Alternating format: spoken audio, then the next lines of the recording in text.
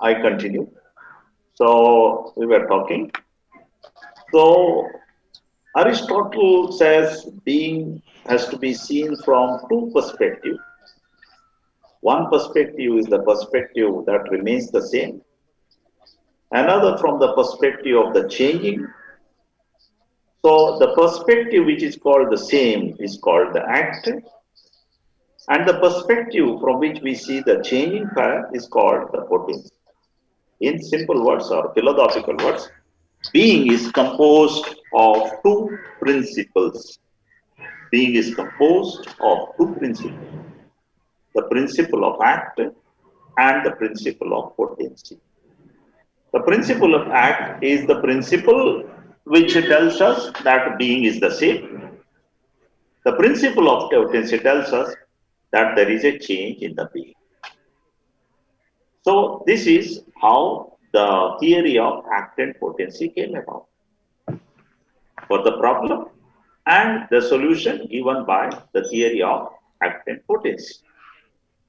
Am I clear how the theory of act and potency came? For the one problem, that is the problem of change and the problem of non-change. Am I clear? Yes, Father. Yes, Father. If you are not clear, Yes, then you Father. go to the first standard, useless fellows. Nobody will explain like this simple. This can be understood by our opposite school here. That is close, my father. Can be understood by them if I That is explain to close, them. ma. So that is the first.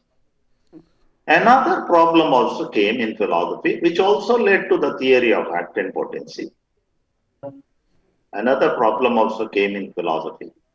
And that also is a problem which clarified or which gave more information or gave more enlightenment to the theory of act and potency is the problem of one and many, or the problem of multiplication of being.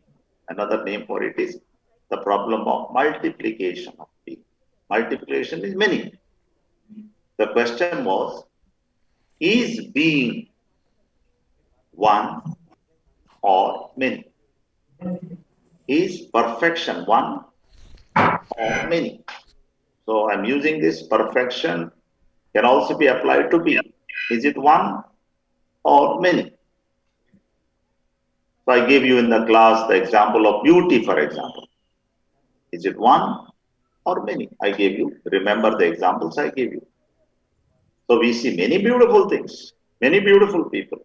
Are they many beauties or one by one beauty? Likewise, we see many truths. Is it many truths or ultimately one truth? Likewise, we see many beings. I see the chair, I see the table, I see the wall, I see the building. All of them participate in being. Ultimately, is being one or are there many beings? All of them are just participating in being, or are there many beings? So that was the question. Greeks had another philosophical problem. So once again, they said we'll have to solve this problem. So we had the famous philosopher called Plato. He comes out with a solution. He comes out with a solution to what we call the theory of participation. He comes out with a solution called the theory of participation. What is this theory of participation? What is the solution? He says, those of you and all of you have studied Plato, and we have to remember what sort of philosophy is talking about. So Plato says that, yes, there are, when we are talking about things, he's talking about the two-world theory. Two-world theory. One world is called the real world in which I and you live. The other world is called the ideal world, which we are not living. We are living in the real world, actual world. But Plato says there are two worlds. One is called the ideal world, another is the real world.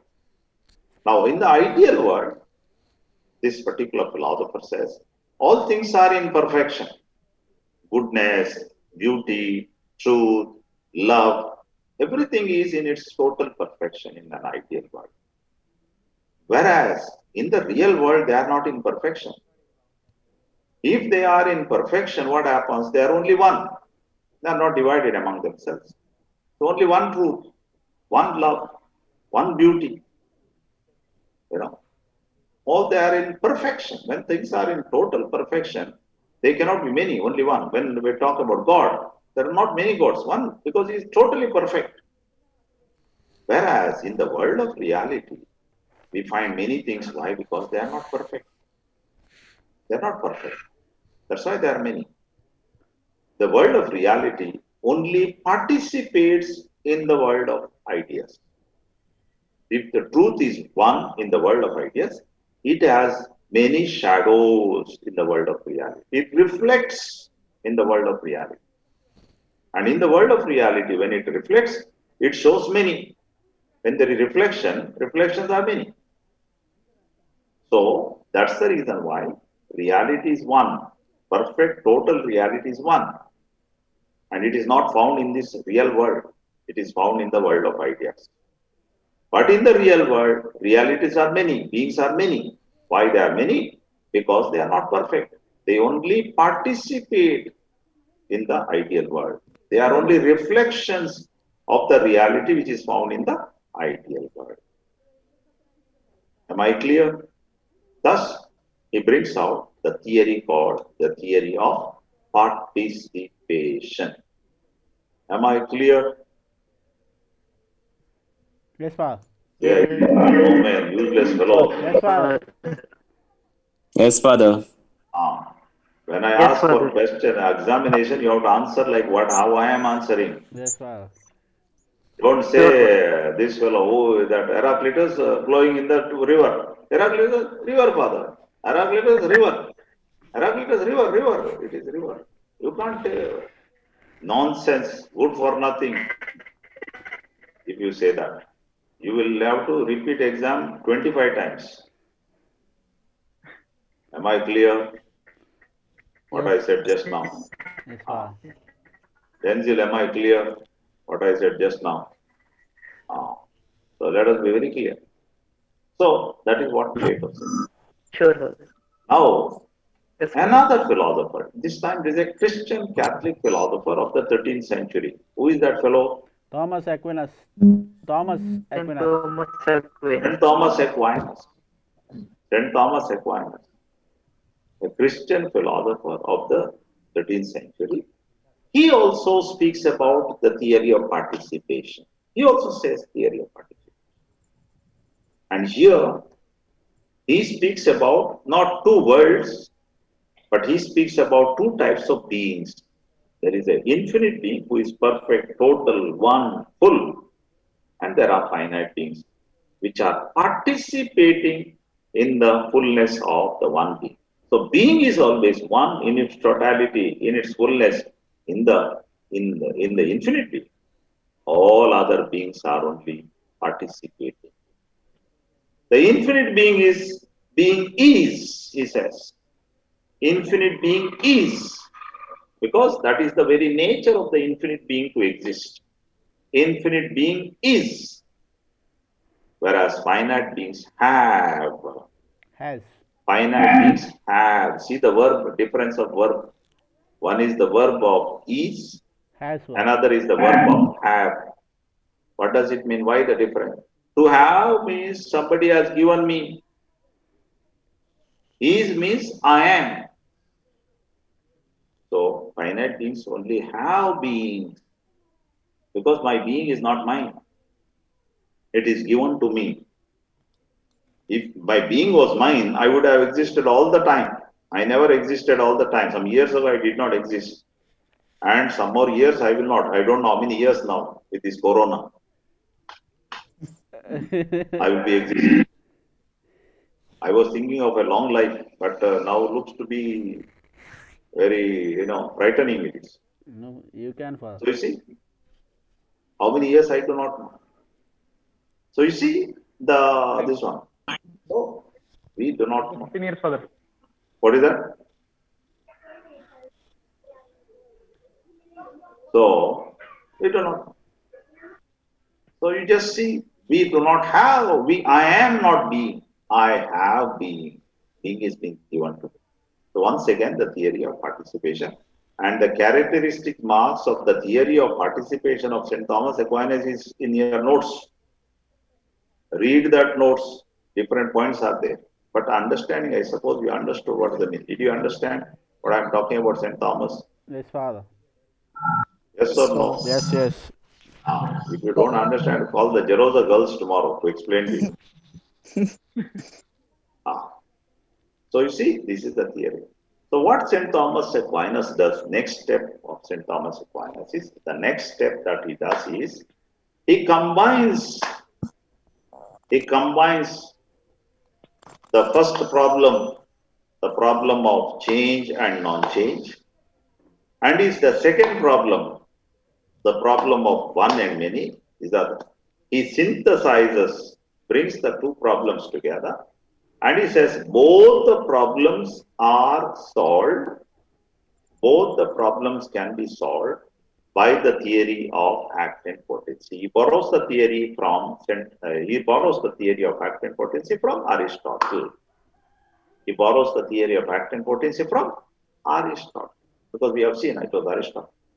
And he says both the problem of change and non-change, the problem of one and many, both can be together and both have a solution in the swan.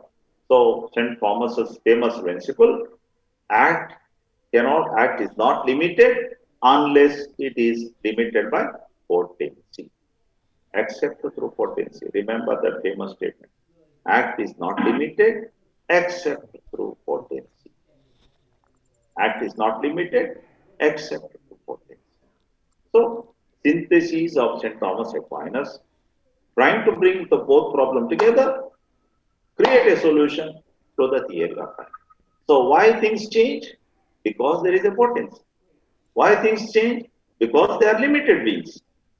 Why do they things change? If they are unlimited, things don't change. Does God change? Does God change? Yes or no? No. Does God change or not? No, Father. No. God No, cannot no. change. Because change means what? Something which I Change. did not have, I am going to have. That is the meaning of the word change. Change means something which I don't have, I am going to have. That's a change. Now you are in the philosophy. So you don't have priesthood. You don't have priesthood, except the common priesthood you have. Whereas ministerial priesthood you don't have. So you don't have. So after some years, you will become priest. So that is the thing. You don't have it now. So change means something which I don't have, I am going to get it. Therefore, change implies what? There is a potency in me to get something. Potency is something which I don't have. I will get it later on. So, in the infinite being, there is no change. Why? Because infinite being has everything. If infinite being is saying that I don't have something, then it is not an infinite being. Infinite being can never say that I don't have and next year I will have it. You follow me? You follow me? So infinite being says, I don't have this year this one, next year I will have it. Then will it be infinite being? It cannot be infinite being. Well, the very fact that something is an infinite being, it should have everything.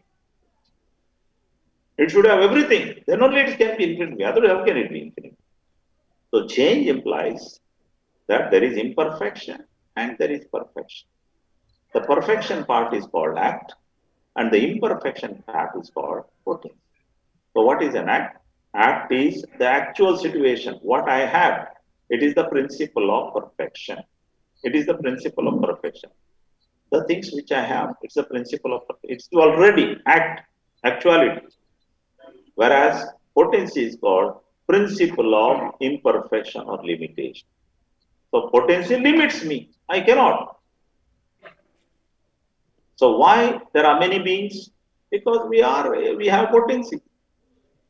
If there was no potency, it would not have been many beings, it would have been only one being. Because Joseph Martis can change tomorrow, day after tomorrow, after 5 years, after 10 years, after 25, after 30, 40, I don't know how long I am going to live. If I live another 40 years, then I'll be happy. I don't think so. So you see, many things, new things will come. I can see you growing up, and you are becoming big fellows. Then every year you are coming to see me with gifts. Fruits. Coming to see me, not just looking at my face, but saying, Father, you explained to us so nicely. We are so happy. So I brought you now new gift. Latest mobile has come, Father. This is for you. Use it. Or my friend Rakesh says, Father, I am now in an important position. Guys, a lot of money, Father. Okay, Festal one food. check for you. Or my friend Bigger Gleason. than that. Yes, my friend Gleason. I'll give you a is, car. yes, sir. I'll give So you he four-wheeler says, for you. Father, anything you require, I'm ready. Just let me know. Or my friend Denzil will be in the same diocese as mine. He's not very far away. Food Yes, Father, pass. I'm nearby. Feast. Anytime I'll help you. Odle pest. I'll take you around a little, take to my parish, stay with me for 3 days. I'll give you good food and everything, whatever. And a little warm up in the evening. I will make you warm. Like that. Sean, Father. Sean. Useless He'll die fellows. before I don't us. think any one of you will remember, man. No problem. I don't know. Anyway, there may be some good fellows. Who knows? Dominic Savio, my friend, Keep lights on. Trivandrum, he will call me once in a way and say, Father, I am there. Don't worry, Father. I am there now. For Don't beach. worry. Beach.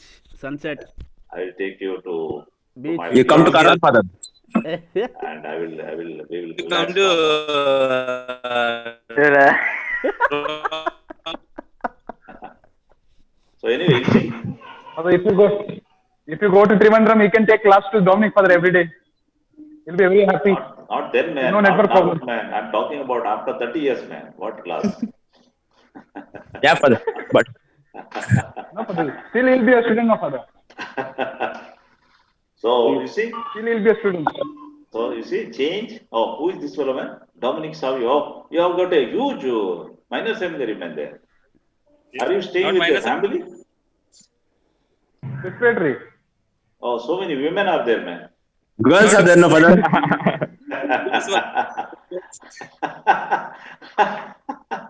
Dominic, you are Yeah, staying among the women, man. not Father. Ah, I am okay. saying to the sacristy. Looks like you have so many children, man. It's not my own children. It's not from one, it seems, Father. It's from many, it seems. Okay. You look after them well, Problem of okay? change. He has potential. Yeah. He has got great potential. Great potential. Let me tested. Anyway, so anyway, you see, so both the problems put together have the common solution in the theory of act and potential. I will explain to you how in the problem of one and many, also in the problem of change. So the both problems are combined together and solution is sought in the theory of. So a theory of act and potency is so central in ontology because of this. Then you have seen how, then you read the notes. Now, by now, if you read the notes, you have to understand theory of Yes, act and sir. potency. So you will understand very clearly. Then then the further chapters are telling you how this theory of act and potency, which is all the time there, it is a central theory for understanding the question of being. How this theory of act and potency acts in daily life, or how it is practically explained. It is practically explained through two ways, I said. One is through its existence, another is through its activities. Theory of act and potency is becoming actual, real, in two ways. One, through existence, first thing. Second, through its activities. Existence of being and the activities of being. Existence of not anything. In the existence of being and in the activities of being. The theory of act and potency is seen, or theory of act and potency is translated. So, in the theory of in the level of existence, we have the theory called the theory of essence and existence. In the theory, in the level of at the level of activities, we have the theory of substance and accidents. At the level of existence, we have the theory of essence and existence. At the level of activities, we have the theory of substance and accidents. So what is substance? What is essence? What is the meaning of essence? What is existence? How a being is composed of essence and existence. Later on, what is substance? What is accident? What are the meanings of it? And how a being is composed of as a substance and accident. So we have a being which is composed of act and potency, composed of essence and existence, composed of substance and accidents, composed later on of, we will see also, a being is composed of body and soul and other compositions. So am I making things rather clear how you can read now? Yes, Father. Yes, Father. Read. Then if you have more questions, let me know later on. So there's something about causality, Father. General. Causality will talk not today, another day, Yes, thank you, Father. because you are also tired. I am also Yeah. tired. Yes, Father. What do you say? Yeah, Father, that's true. Yes, Okay, Father. now this fellow has to cook. My friend Gleason has to cook, and Dominic has to buy fish.